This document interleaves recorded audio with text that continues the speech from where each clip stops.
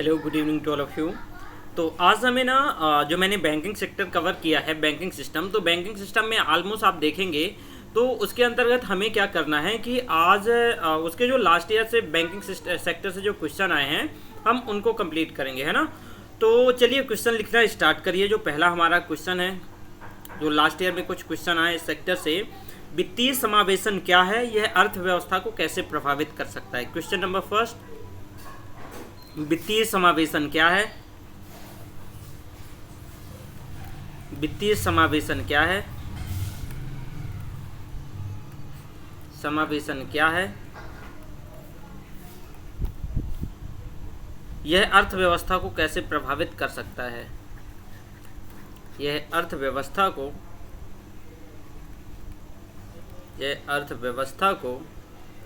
कैसे प्रभावित कर सकता है। कैसे प्रभावित कर सकता है। कैसे प्रभावित कर सकता है।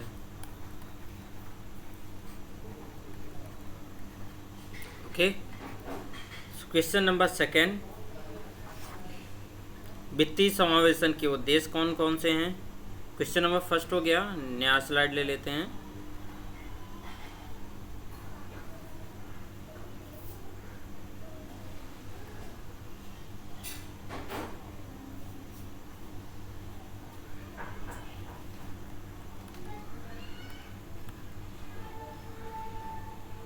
चलिए सॉरी, वित्तीय अगला क्वेश्चन नंबर 2, वित्तीय समावेशन क्या है।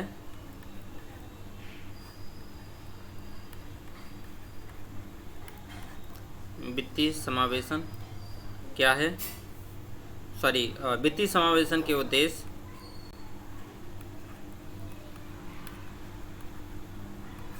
वित्तीय समावेशन के उद्देश्य से कौन कौन से प्रयास किए जा रहे हैं। उद्देश्य से कौन कौन से प्रयास किए जा रहे हैं। प्रयास किए जा रहे हैं।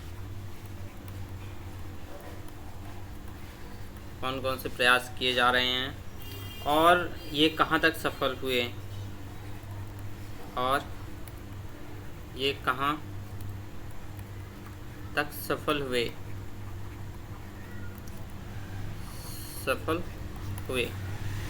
क्वेश्चन नंबर थर्ड,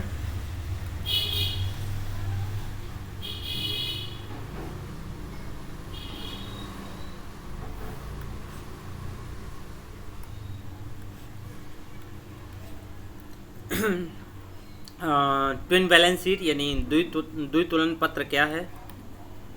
द्वितुलन पत्र क्या है।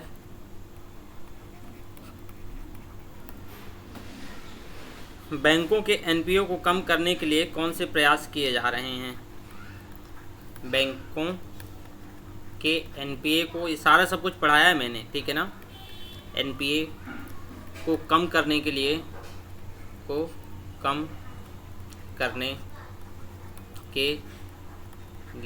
कौन कौन से प्रयास किए जा रहे हैं। कौन कौन से प्रयास किए जा रहे हैं।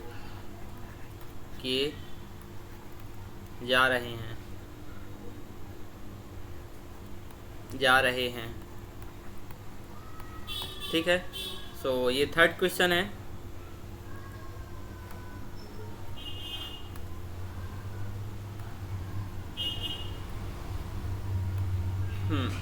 अगला नंबर, क्वेश्चन नंबर 4, ये सभी आपको लिखना होगा, ठीक है ना। जो क्वेश्चन नंबर 4 है, सीडीआर क्या है।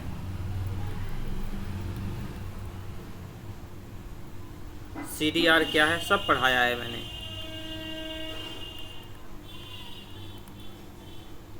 इसके अंतर्गत लाए गए प्रमुख प्रावधानों को समझाते हुए इसके अंतर्गत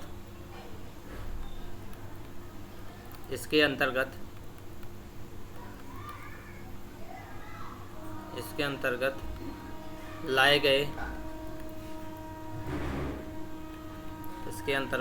गए प्रमुख प्रावधानों को समझाते हुए प्रमुख प्रावधानों को समझाते हुए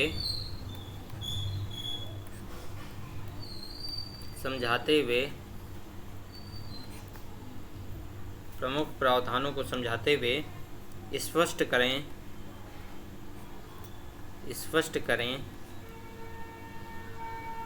कि क्या बैंकों के बढ़ते एनपीए को कम कर सकता है, कि क्या बैंकों के बढ़ते एनपीए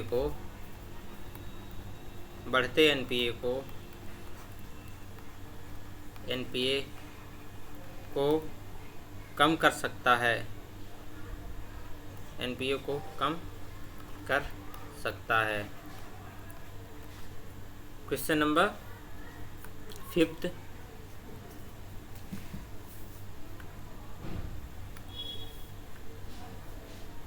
चलिए क्वेश्चन नंबर 5। तो अब क्वेश्चन नंबर 5 में देखेंगे बैंकों के पुनर्पूंजीकरण, रिकैपिटलाइजेशन, बैंकों के पुनर्पूंजीकरण,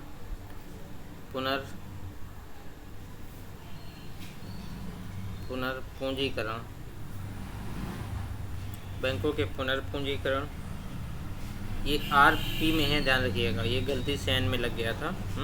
बैंकों के पुनर्पूंजीकरण एवं सकारात्मक और नकारात्मक प्रभावों, सकारात्मक एवं नकारात्मक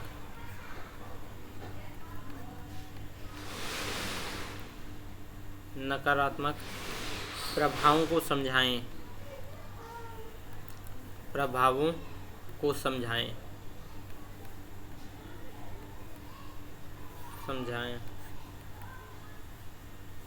Just wait.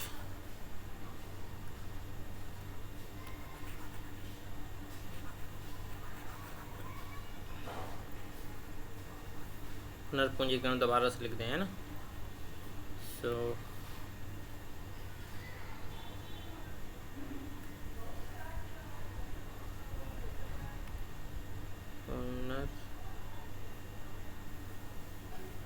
पुनर्पूंजीकरण, okay. Question number 6, ये नंबर 6।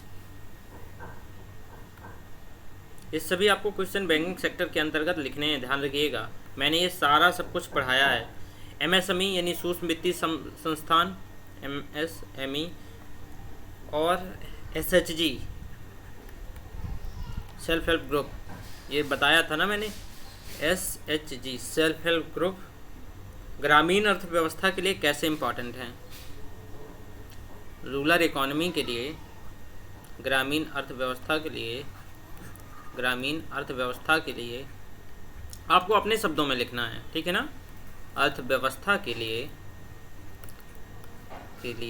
कैसे इम्पॉर्टेंट हैं, ठीक है। अगला question number 7।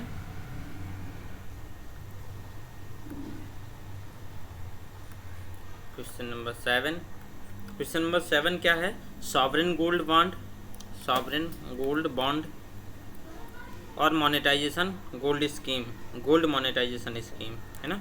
Gold monetization scheme, ये भी मैंने पढ़ाया है। भारतीय अर्थव्यवस्था के लिए कैसे लाभकारी है, भारतीय अर्थव्यवस्था के लिए